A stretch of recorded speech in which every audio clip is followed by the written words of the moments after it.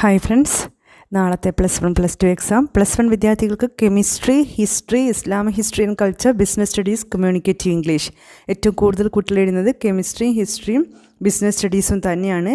Islamic history and culture, communicative ഇംഗ്ലീഷും കുറച്ച് കുട്ടികൾക്ക് മാത്രമേ ഉള്ളൂ.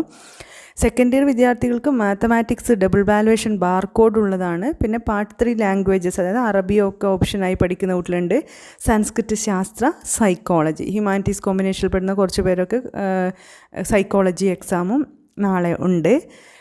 എന്തായാലും നാളത്തെ എല്ലാ പേപ്പറും നമ്മൾ വിചാരിക്കുകയാണെങ്കിൽ ഫുൾ സ്കോർ, അതായത് ഫുൾ മാർക്ക് നേടാൻ പറ്റുന്നത് തന്നെയാണ്.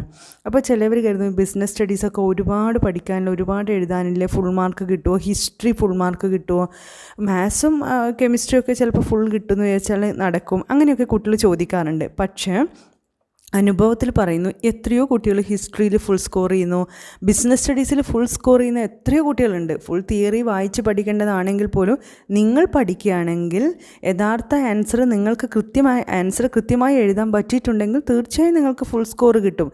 അല്ലാതെ ബിസിനസ് സ്റ്റഡീസിൽ ഫുള്ള് കൊടുത്തുകൂടാ, ഹിസ്റ്ററിയിൽ ഫുൾ അങ്ങനെയൊന്നും എവിടെയും വെച്ചിട്ടില്ല. എല്ലാവരും കൃത്യമായി യഥാർത്ഥ വേണ്ട ആൻസർ കീ പ്രകാരമുള്ള ആൻസർ നിങ്ങളെടുത്തുണ്ടെങ്കിൽ അത് നമ്മുടെ ടെക്സ്റ്റ് ബുക്കിൽ നിന്ന് നമ്മൾ പഠിച്ച കാര്യങ്ങൾ തന്നെയാണ്. എന്തായാലും ഉഷാറായിട്ട് പഠിക്കുക, ഫുൾ സ്കോർ ചെയ്യാൻ നിങ്ങൾക്ക് സാധിക്കും. അതിന് മാത്രം പ്രിപ്പയർ ചെയ്യുക. പിന്നെ നമുക്കറിയാം മാത്സ് 60 മാർക്കിൻ്റെയാണ്, സൈക്കോളജി 60 മാർക്കിൻ്റെയാണ്, അതുപോലെ കെമിസ്ട്രി 60 മാർക്കിൻ്റെയാണ്, ഹിസ്റ്ററിയും ബിസിനസ് സ്റ്റഡീസൊക്കെ 80 മാർക്കിൻ്റെ തന്നെ വരുന്നതാണ്. എന്തായാലും ഉഷാറായിട്ട് ഇനി ഒരിക്കലും ഈ പേപ്പറിനെ കുറിച്ച് തിരിഞ്ഞ് നോക്കേണ്ടി വരരുത് എന്ന രീതിയിൽ മാക്സിമം എഫേർട്ട് ഇട്ട് പഠിക്കുക. നിങ്ങളുടെ ടീച്ചേഴ്സ് പറഞ്ഞു തന്ന ഇൻസ്ട്രക്ഷൻസ് ഫോളോ ചെയ്യുക. അവസാന നിമിഷം വരെയും അവർ തരുന്ന നിർദ്ദേശങ്ങളൊക്കെ അനുസരിക്കുക. എന്തായാലും നിങ്ങൾക്ക് ഫുൾ സ്കോർ ചെയ്യാൻ വേണ്ടി സാധിക്കട്ടെ. അതിനുള്ളൊരു എഫേർട്ട് നിങ്ങൾക്ക് ഉണ്ടാവണം. നിങ്ങളുടെ ഭാഗത്ത് നിന്ന് മാക്സിമം ഒരു ശ്രമം ഉണ്ടായിരിക്കണം. നന്നായി അറ്റൻഡ് ചെയ്യേണ്ട എല്ലാ ക്വസ്റ്റ്യനും കൃത്യമായി അറ്റൻഡ് ചെയ്തുകൊണ്ട് നിങ്ങൾ ഫുൾ സ്കോർ എല്ലാവർക്കും കിട്ടട്ടെ എന്ന് പ്രാർത്ഥിച്ചുകൊണ്ട് wish you all the best. God bless you.